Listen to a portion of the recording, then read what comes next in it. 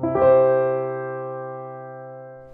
right, why don't we go ahead and get started? So once again, if anyone wants to follow us on Instagram, that is our Instagram address, and of course our podcast.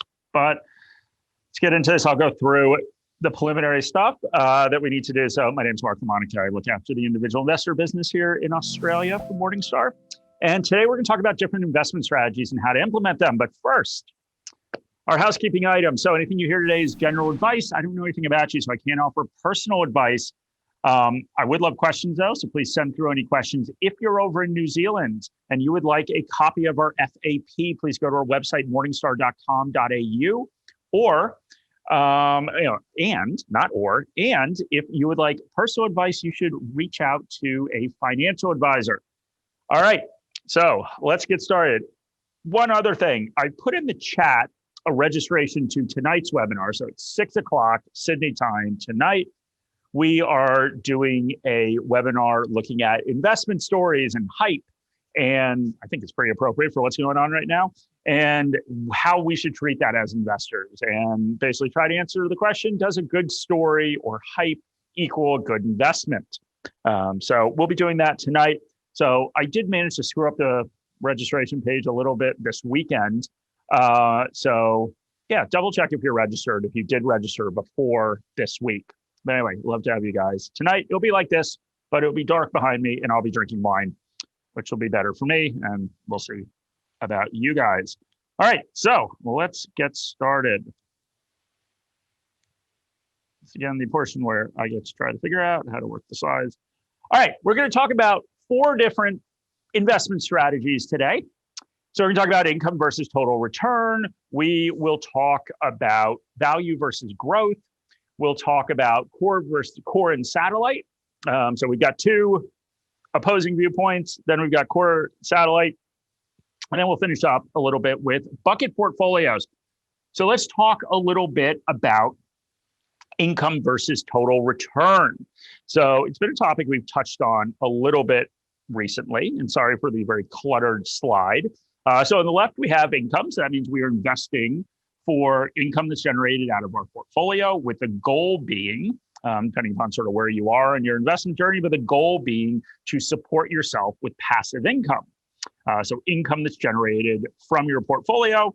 So that could be obviously dividends from shares, it could be interest from bank accounts or fixed interest or distributions from funds or ETFs. And then on the other side, we have total return. So total return is saying, okay, I'm going to support myself with my portfolio from a mixture of income, but also principal. And that's why we have Richard Belding. So for anyone who watched Saved by the Bell, that was my lame attempt at a joke. By putting principal Belding on there, it means you are using principal in your portfolio. So let's go through some of the different things we need to consider. So we'll start over on the all about the Benjamin side and talk a little bit about income. Okay, so go through each one of these points and obviously try to explain them, but ask any questions you have. So what are some real positives around this idea of living off of passive income? Well, number one, a focus on income can decrease your behavioral risk. So let's explain what this means. So number one, behavioral risk simply refers to the fact that we are hardwired as humans to do dumb things as investors. Basically, we are hardwired to sell at the bottom of the market and buy at the top of the market, which is not what you want to do, right? Buy low, sell high. That's what we're supposed to do as investors. And there's all sorts of reasons for this. And obviously, this can be a whole webinar going through all those different reasons. But behavioral risk just refers to the risk that we do something stupid, which a lot of people do. Now, why is a focus on income something that can alleviate this? Well, 2 different things you can focus on. If you're focused on income, you're focused on, okay, if I continue to add more contributions to my portfolio, if I keep buying more, for example, dividend stocks that do pay dividends, then I can get to a point where I can focus on growing my income. Now, the other side of that is many people are focused on their account balance.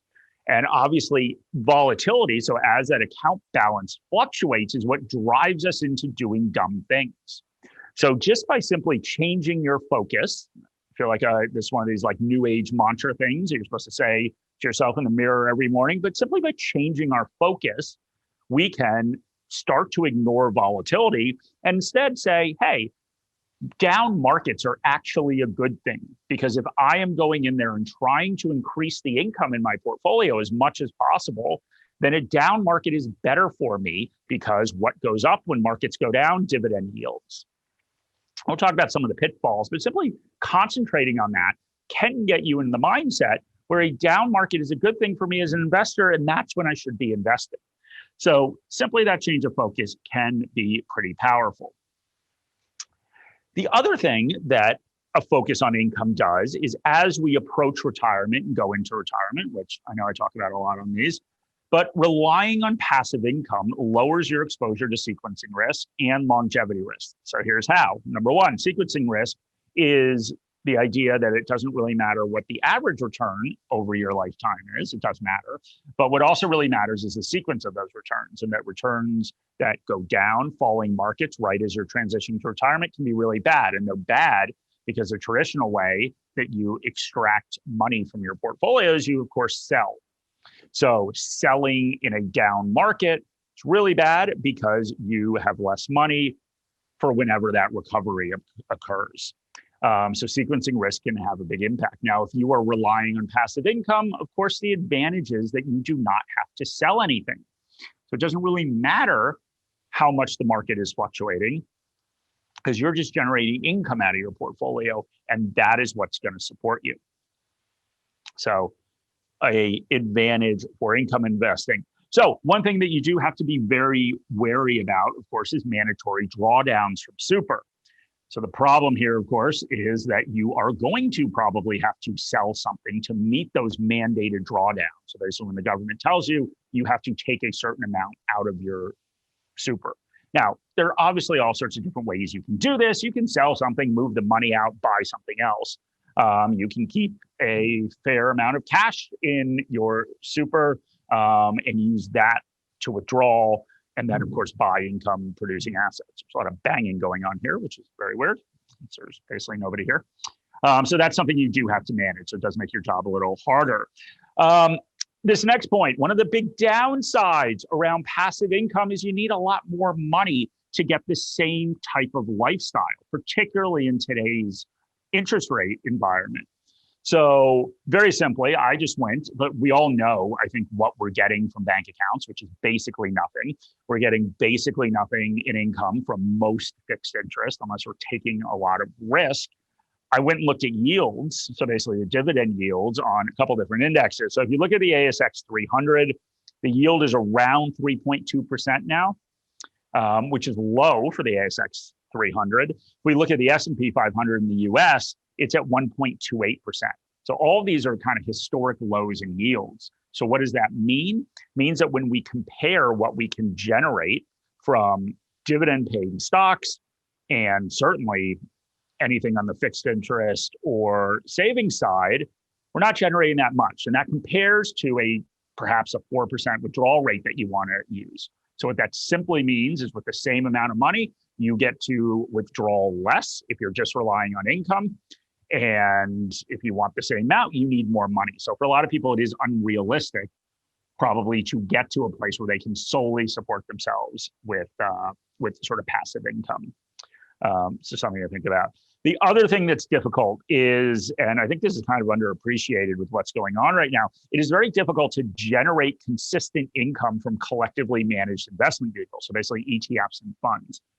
And the reason for this is that people get very confused about these payouts they're getting from ETFs and funds.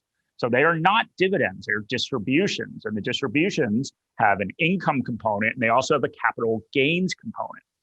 So what that means is that generally, when markets are going up, and particularly with funds and ETFs that are either active or are consistently rebalanced. So a lot of even passive ETFs do consistently rebalance. Anything equal weighted does that you're getting these capital gains. So when markets are going up and this rebalancing occurs, or from an active standpoint, when they are selling things, generally they have appreciated. So they are going to distribute those capital gains for you.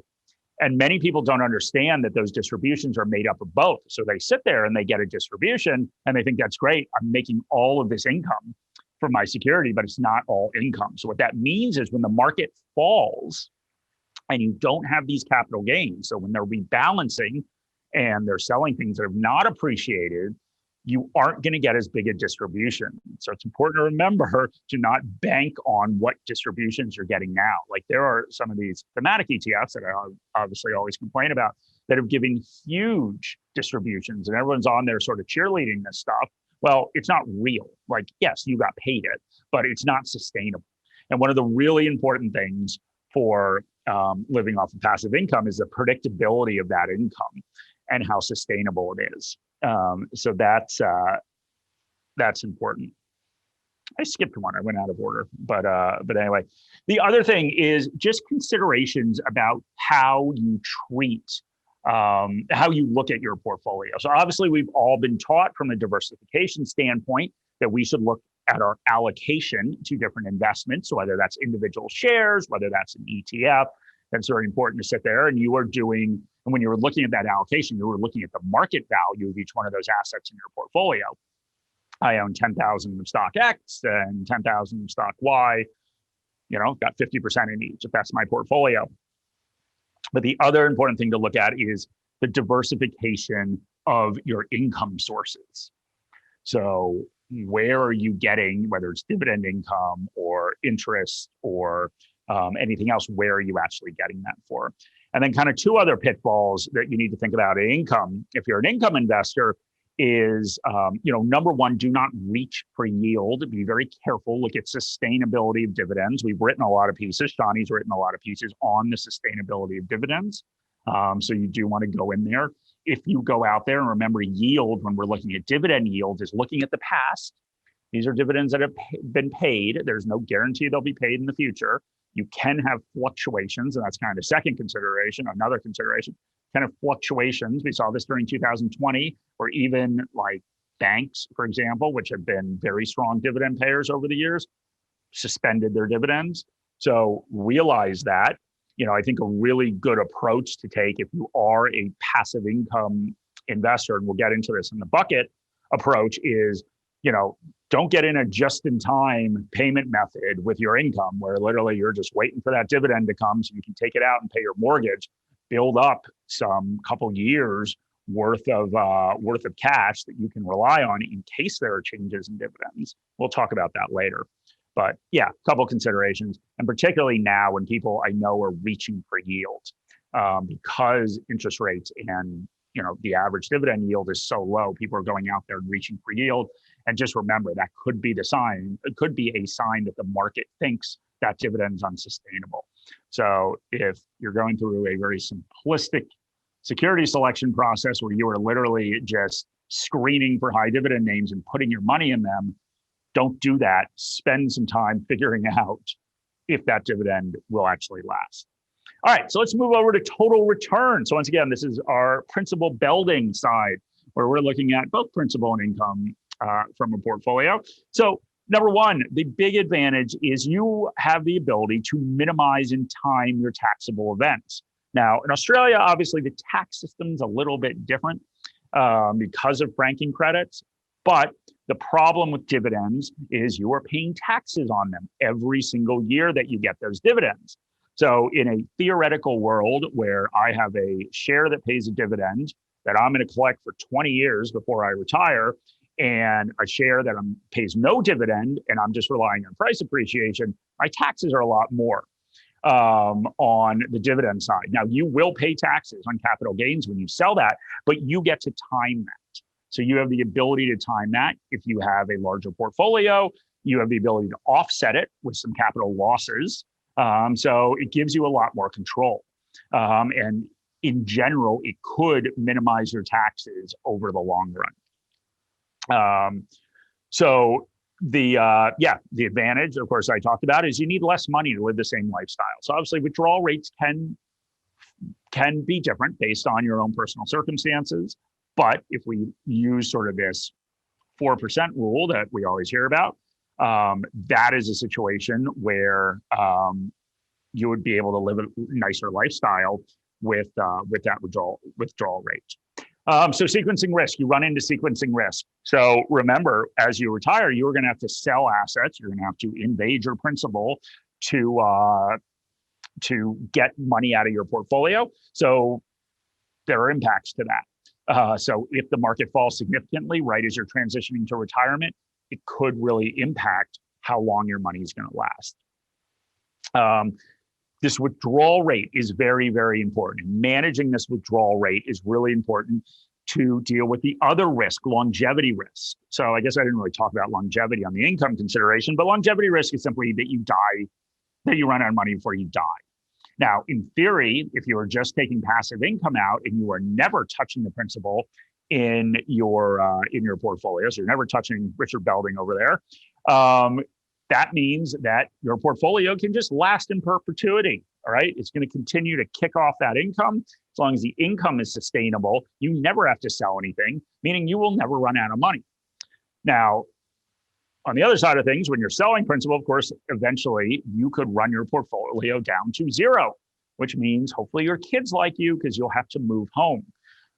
So that's something that you need to consider with longevity risk. The other thing to think about is if we think about volatility. So yes, dividends, for example, are not a contractual obligation with, of course, bond interest, like there is credit risk. Depending on what kind of bonds you buy, the person could default. None of this income is guaranteed. But in general, if we look at volatility, how much stuff bounces around, companies don't like cutting dividends. Doesn't mean they don't. And we saw a lot of this last year, but they don't like doing it. So in general, the volatility in income is lower than assets. So basically saying that your share price is going to bounce around more than your dividend. So it's sort of what we've seen in most cases historically. Obviously, something to think about. All right. So we've got a couple of questions already. So I'll do the questions on each one of these, since they are pretty separate.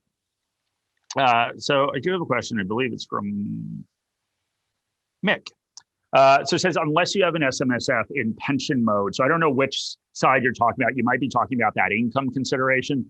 And that's what I was trying to talk about is you do have to figure out those drawdowns. But it is certainly possible. So once again, even when we talk about this 4% rule, and we always get this question is, well, the mandated drawdown, if you're in pension mode, can be more than that withdrawal rate, but you don't have to spend the money. So really what that's talking about is you are moving assets between different accounts. Because just because something comes out of your super fund does not mean that you need to spend it. You can, of course, have a taxable account outside of superannuation. Now, this is tricky to navigate, and there are a lot of considerations around navigating that, and that's why I put it was one of the on the income side of things, one of the things that you do need to think about. But yeah. Okay, so Stephen's got a really good question. So he's saying the dividend from Australian equities is very seasonal with large surges in September, October, and lesser surge in March and April. Some outliers. Relying on AU dividends still require annual budgeting to manage those surges. Yeah, that's the point I was trying to make about like this can't be a just in time. Like you're literally just waiting for this dividend to come out. You know, I guess the way that I would approach this, if you were in a position where you could live off passive income, and let's say you were going to retire in 3 years, you can start to sit there and say, okay, well, maybe I'll start taking income now and build up a cash cushion. And so that cash cushion, of course, allows me to budget like we're used to budgeting when we get salaries. And okay, I'm budgeting on a 2-week or a month-to-month basis. And, certainly take money out. So, I will say, like, I know I've talked before about how I do handle my mother's retirement. That's basically what happens. And it's a little bit around the bucket portfolio, which we'll get into. But, on an annual basis, I just take cash out of her investment accounts and put it into her bank accounts. And then on a monthly basis, that rolls into her transaction account. So, there are ways to manage it. But yeah, this just-in-time approach doesn't really work. So you can either do that if you're reinvesting dividends, you can either do that by stopping that reinvestment early, or you could do it by, is there a certain asset that you can sell off to build up that cash cushion as you transition into retirement? Okay, so really, really good question from Paul around tax. So tax is, of course, complicated. So Paul's saying a company that pays no dividends, you may not have paid the tax, but you still paid it, but through the company. So this is a really interesting one, Paul. So this is where Australia is different from how things work in the rest of the world. So once again, very quickly with franking credits, the whole point of a franking credit is to prevent the double taxation of your money as the owner of a company, right? So you are an investor, which means you own a company. So that company pays tax on its earnings. And then if there weren't franking credits, and how it is in the rest of the world, there weren't franking credits, then when you get a portion of the income your company has made, you pay tax on it again. And that's this notion of double taxation. And so different countries handle this differently. Some just sit there and say, forget it. And remember, these tax laws will impact you if you invest overseas. Some say, forget it. The US, for example, has a lower rate on dividend taxes than they do on income taxes. Now, a lot of this is obviously portrayed of helping people, and it does, but helping people that have more money. Now, the theory behind this, and when George W. Bush lowered the tax rates, the talking points were the same thing, the double taxation of dividends, that you were getting taxed on the company level, then you're getting taxed with the dividend. So basically, for most earners in the US, they've lowered it to 15% versus a much higher marginal tax rate on your income. But in Australia, that doesn't count. So you are paying taxes on it through the company.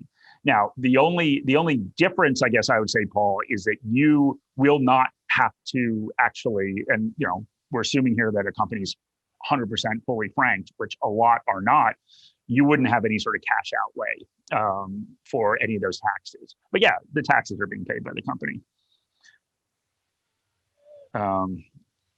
Mick saying won't be paying tax on income or CGC. Okay, so you're talking about, when I was talking about the income side of things and capital gains, if something's in a super account, it is, of course, sheltered from tax. I was referring more to taxable accounts with that tax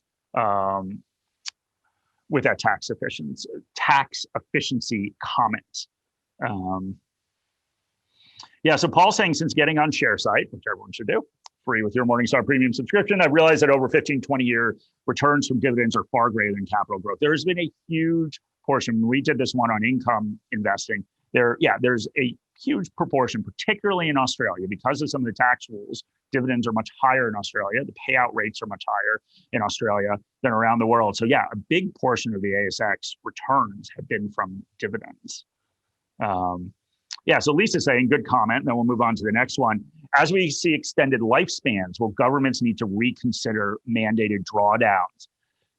Yeah, probably. I mean, I think the problem is, Lisa, the government is not just coming out with drawdowns as a way of telling you what your withdrawal rate should be to combat longevity risks. I mean, they're also trying to get assets out of super funds so that you don't have people. And you see these articles in paper amassing millions and millions and millions of dollars. And I don't remember what the largest super funds are in Australia, but they're shockingly big. So the government's also trying to prevent that. But they probably will if longevity risk increases, because I think most people, just whatever that government mandated drawdown is, they'll just take the money and spend it. All right, we're moving on to value versus growth. I'm going to go through this one quickly. I Googled cheap old man, and that's what I came up with. I was glad it wasn't a picture of me. And then we have the Jetsons over there for growth. But I want to do this quickly. But one thing I will say about value versus growth is I think there's a lot of discussion about value versus growth. And I was even looking at a couple of things on the internet that I thought are just flat out wrong in the way that they describe these. So the way that some people describe value versus growth is that value, you are focused on the valuation of a share, and growth is just this thing will grow, I'll buy it. Now, maybe that's how some people invest, but that's not what value and growth investing is. Both are focused on valuations. The question is, where does that value in a share come from? Is it further out in the future, or is it closer to now? So it doesn't have anything to do with valuations. It has to do with obviously relative valuations, but it doesn't have to do with valuing a share. The act and the notion that is out there all over the internet is that growth investing means you are not focused at all on the valuation of a share. Now, that share may be trading from a relative standpoint for twice as high of a PE, but that doesn't mean you don't care about the value. There's reasons that its price to earnings ratio is a lot higher. Anyway, that's my little rant about value and growth. But let's talk about what it actually is. So all value and growth means is that we take a universe of stocks. So we can take an index, we can take the ASX 200, and we rank the shares based on what level they are on relative valuation measures. So something like price to earnings or price to book value or price to cash flow. And the ones that are more expensive are growth stocks. And the ones that are cheaper with lower Ps, lower price to book values, lower price to cash flows are value stocks. Now, one of the problems with all these relative, and I keep using this term, relative valuation techniques is they don't mean anything on their own. They only are used as points of comparison. So I can sit there and I can say that a growth stock is more expensive than a value stock. But what I can't say without doing an analysis of the underlying company is I can't say whether that's justified. So tradition, and this makes sense, the reason that valuation levels are higher for growth stocks is because the earnings or any other measure you look at is supposed to grow more into the future. So of course you would pay more for that. It's like the equivalent of everything else in life that you would pay more for a Ferrari than you would for, I don't know what a crappy car is. Don't offend anyone that has one. Of course, you would pay more for something that is better. And from an investing standpoint, where value comes from future earnings, companies that grow faster are quote unquote better. The problem is are you paying too much more for those? So that is value versus growth. There it is. Me sitting there and saying that something has a P of 20 and a P of 10, and that means I'm not going to look at anything from a valuation standpoint for growth is like absurd, right? That's just pure speculation. So people get it confused with like value investing being like, these curmudgeon-y people like me that are like focused on what the company actually does, and growth investors are just day trading speculators. Now, those are both groups of people, but it's nothing to do with value and growth. And I think a lot of the stuff around Warren Buffett is pretty interesting because he transitioned from sort of this cigar butt value investor to more of a growth investor, but paying a reasonable price for the growth. That doesn't mean you should go out there and buy Tesla for 600 times earnings, but it does mean that you could buy a company that's growing and pay more for it, and it makes sense. So anyway, once again, that's my little rant. So I want to go quickly through this one, but I'm going to focus on a couple different areas. I'm going to focus on sensitivity to interest rate changes. And this is where we need to think about the math that goes into valuing a company. So when we value a company, we use a discounted cash flow model. So all that means is we project cash flows into the future and we discount them. And we discount them by a rate that is based on interest rates, without getting into all the technicalities around it. So higher interest rates, the higher that discount rate is. Lower interest rates, the lower the discount rate is. And if we intuitively think about this, if I am discounting something by less, it is more, it's worth more, right? It's just lower discount. I'm discounting something by more, it's worth less. That's why stock valuations go up when interest rates go down. But if we think about the implication of value and growth, shares that are supposed to grow faster, more of their value is in the future because you're getting that compounding off of that growth. So something's supposed to grow 10% a year for 10 years, you're getting a lot of compounding in that growth. If something is expected to grow 1% for 10 years, more of that value is closer to the present day. So if interest rates go up and we are discounting those cash flows by more, that means it will have a bigger impact on growth shares than it will on value from a strict valuation perspective. And we see this all the time, right? We saw this year, right? If you go back and look in like February, when there was this little surge in interest rates, what got hit? All the US technology companies, all these like high-flying growth stocks took a huge hit. You go back and look in sort of February and March. Why? Because they are impacted more by interest rates. So in a rising interest rate environment, be careful about some of this growth, because all these, and we're not even talking about whether they hit these targets or not, but all these growth projections that are way out into the future, all of a sudden we are discounting them by more, which means they're worth less. And they're worth less the further out they are in the future, because we're discounting them every year, right? So if I use a 10% discount rate, I am discounting it 10% one year, 10% the next. So depending on how far out in the future, that's a larger and larger discount. All right, so those are the points I want to hit there. Let's see if we have any questions. All right, we'll get back to that one. Typo. People are finding typos. Yeah, sorry, I'm an idiot. So yeah, I screwed that one up. Sorry. All right, we're gonna move on to core versus satellite. Now, I spent a lot of time debating whether it was appropriate to include a picture of myself in this presentation. I went with yes, so that's me on the beach, as you can imagine. But we're gonna talk about core versus satellite. So this is not a versus, this is an investment strategy. So first, let's talk about what it is, and then we can talk about some of the considerations. So basically what core versus satellite means is it means that we are going to take two different approaches almost with our portfolios. We will have a core section of our portfolio. That core section of our portfolio will be focused on passive investing, so index funds, index ETFs, where we're tracking the overall index. Then we'll have a portion of our portfolio that is focused on satellite. And satellite, the goal of the satellite portion of the portfolio in general, you could design this any way you want, is to try to beat the market. So let's use a very, very simple example. A simple example is, all right, I want to invest internationally. So I'm going to go buy and Vanguard are big proponents of this, obviously, because they have a lot of passive investments. I want to invest internationally. So here's what I'm going to do. I'm going to go out and I'm going to put 80% of my money into a global index ETF and say, okay, with that 80% of my money, I will, by definition, get the average return. I'll get the market return minus any fees that I pay. So I'll go out there, I'll get that average return. Then I'm going to take 20% of my portfolio and I'm going to try to beat the market.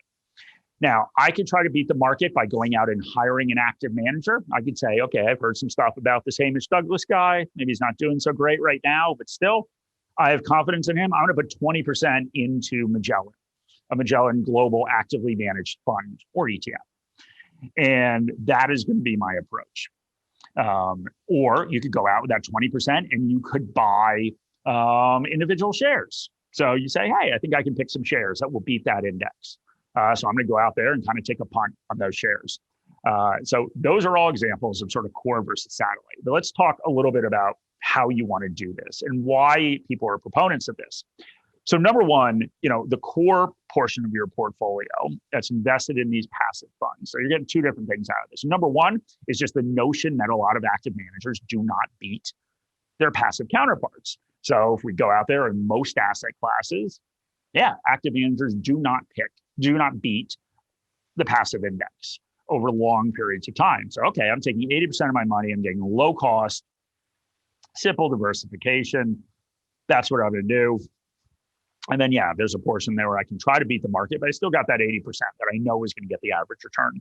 The other thing, of course, is focusing on asset allocation. So there are various studies that look at asset allocation, but asset allocation, of course, is a huge portion. How you allocate your assets between different asset classes. It could be as simple as 50% stocks, 50% bonds, or you could get very specific around putting a certain amount in small caps and putting a certain amount in emerging markets, in this international market, in Aussie shares, like infrastructure, real estate. You can get very specific about it. But these asset allocation decisions, study after study have come out and said that anywhere between 90 and I saw one today where it's 95% of returns can be attributed to asset allocation decisions rather than security selection decisions, saying, what fund am I going to buy? What stock am I going to buy? That the biggest thing is, and just think about this, right? Like, and these are big examples, the biggest thing is, where are you going to put that money? So the simple example is deciding between stocks and bonds, right? So basically growth assets with stocks, defensive assets with bonds. If I invest 100% of my money in bonds, I'm probably going to get a lower return. If I invest, particularly with how things are going right now, the interest rate environment, if I invest 100% in stocks, I'll probably get higher returns. So in that case, that decision is very, very important, that asset allocation decision.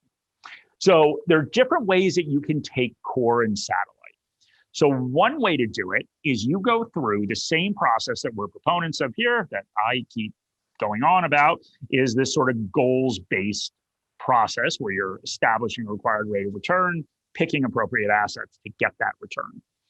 If your return is 7% that you need, well, you're going to have to invest in growth assets. It's a very simple process. Then within each one of those asset class buckets, you would take a core versus satellite approach.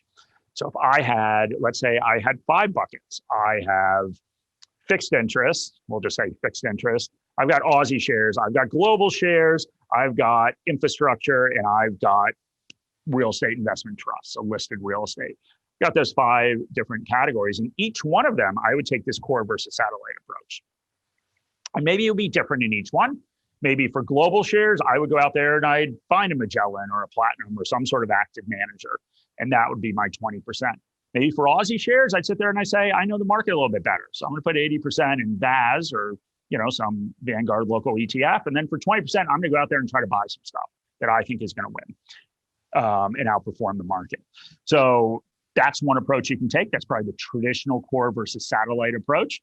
I've heard of a lot of people, and I'm not, endorsing this in any way, but a lot of people sort of have their fun money from an investing standpoint. Like, hopefully it's less than 20% of your portfolio, but they sit there and they say, okay, most of my portfolio is probably going to be pretty boring. I'm going to invest in some blue chip shares and some passive ETFs or some very established managers. And then I'll have a little bit of portion that'll be kind of my play money, where I'll try to go out there and find a company that has more business risk, but potentially a bigger upside.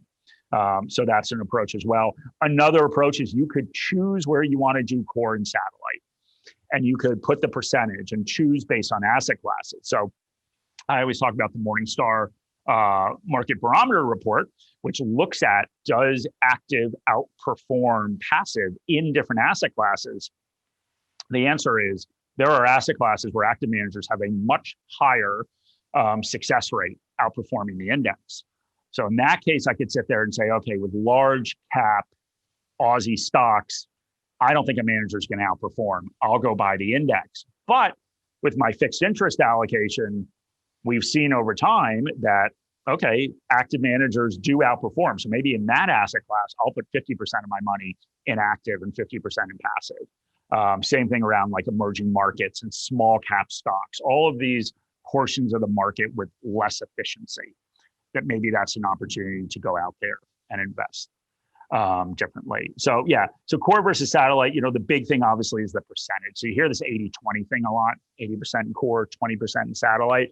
But once again, it is up to you, and it should be based on, sort of your goals, right? Like, if you do need to significantly outperform what an average market return would be, like, that's not a great position to be in, but you'd have to have more in that satellite, right? If you wanted to significantly outperform. So it is based on your own, of course, financial situations. Okay, really good question by Carrie. So Carrie is saying, generally, do younger investors invest in growth stocks? Older investors do not want to take the risk on whether the share will increase. Yeah, so I think I guess what I would say, Carrie, is, that is, in my mind, a little bit of sort of the misnomer between growth versus value, right? That, like, growth is riskier.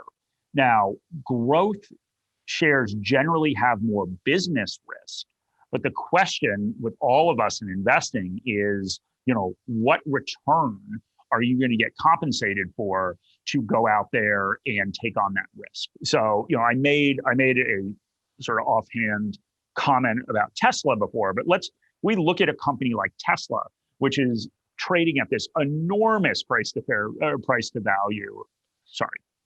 earnings ratio. So, and I made up the 400, but it's something very high.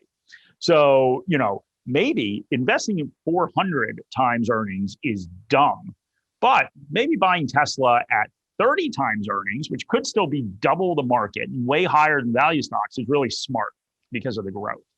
So I'd say the only thing to think about in that is, we want to buy great companies as investors. So great companies are generally companies that are growing quickly, companies that have high returns on invested capital and return on equity.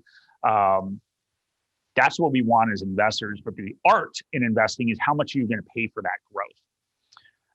So, we've seen if we can sit here and say younger investors versus older investors, I think if you go back coming out of the GFC, value stocks have underperformed significantly from growth stocks since the GFC. Now that could shift. This has been the longest period of growth outperformance. But if you think that's all justified and you came up with that, okay, I think growth stocks are going to perform well in this environment, particularly with interest rates going down. It shouldn't matter what age you are, right? I would look at more fundamentals around the company. What are you paying for stuff? Because that will matter. Now, growth is generally going to have more volatility, and it's going to have more volatility because remember, all of the expectations are into the future. And so what we're doing as investors is we're getting new pieces of data, whether that's earnings or whether that's any sort of economic data or just something we hear about a company. What we're doing is we're getting that data and we're refining our thesis based on that data. That's what causes volatility, right? So there's some people day trading and stuff like that, but even they are sitting there trying to interpret information and make a decision off of it. So with growth, because the growth is higher, because it's more risky, it's harder to grow 30% a year than it is to grow 5% a year. You see more volatility in there, but the question is, does volatility matter for us? So Carrie's making another good point. So she says growth usually doesn't pay as much in dividends. And this makes sense.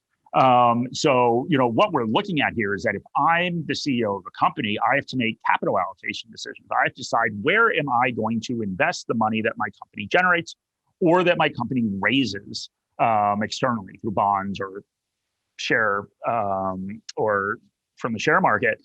And if I'm a growth company and I have all of these different areas I can grow, then my whole day is probably with managers of the company coming up to me saying, here's a great idea where we can grow 50%. Here's another great idea. So I'm generally going to allocate more money to internal growth versus if I am a company that's more mature in a more mature industry, there aren't opportunities to grow. So, what am I going to do with all this money? Well, I'm going to give it back to shareholders. So it does make sense. Now, what a lot of the debate going on around a lot of this stuff is, in a country like Australia, for example, where the payout rates are so much higher, and they're so much higher because of tax, is that actually hurting local companies because they're not reinvesting in the company? So I don't know. It's an interesting debate, a little more, a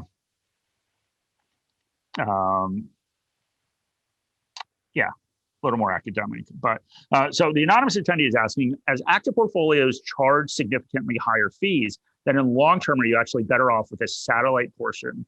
I think if we this core satellite notion, a lot of people will just say, forget the satellite.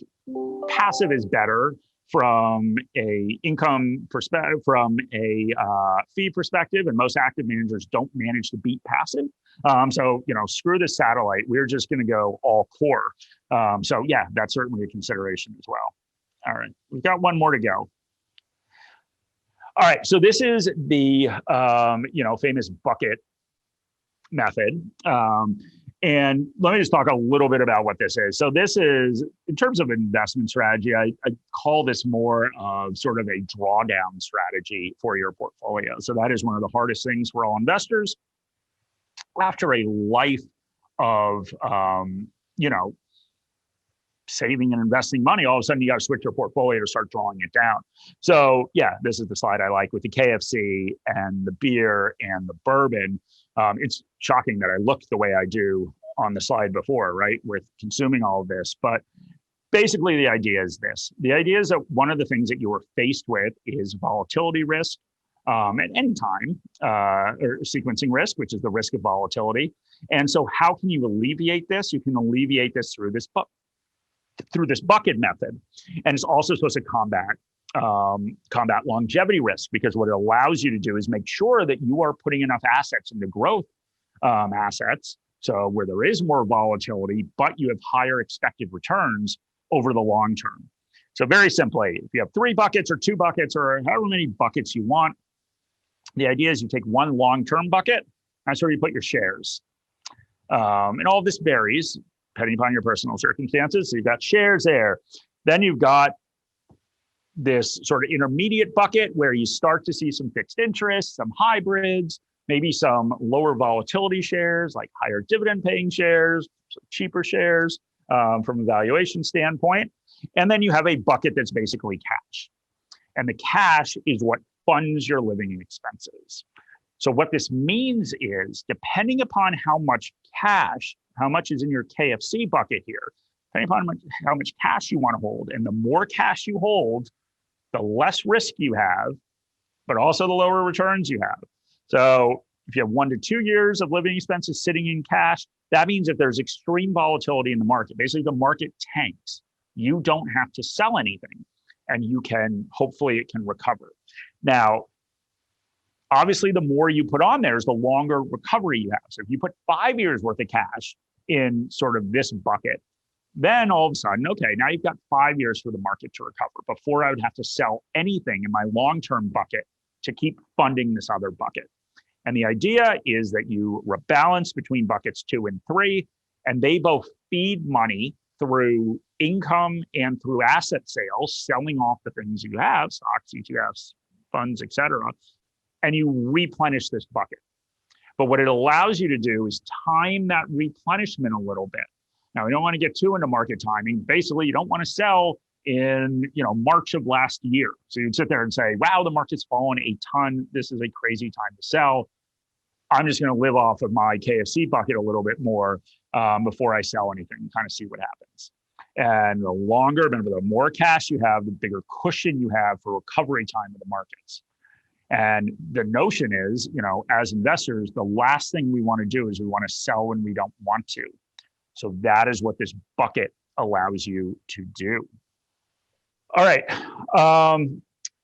We're at 2:00. I have to go to a meeting. I'm late to it. But anyway, I'll be around tonight. So if anyone wants to watch me drink wine, I think I'm going to go like big Shiraz, maybe, although the weather isn't really appropriate for it tonight. So if anyone wants to sign up 6:00, if you don't have that link, send me an email and I'll get you registered and send you the link. But anyway, thank you guys for joining. My email is mark.lamonica1@morningstar.com.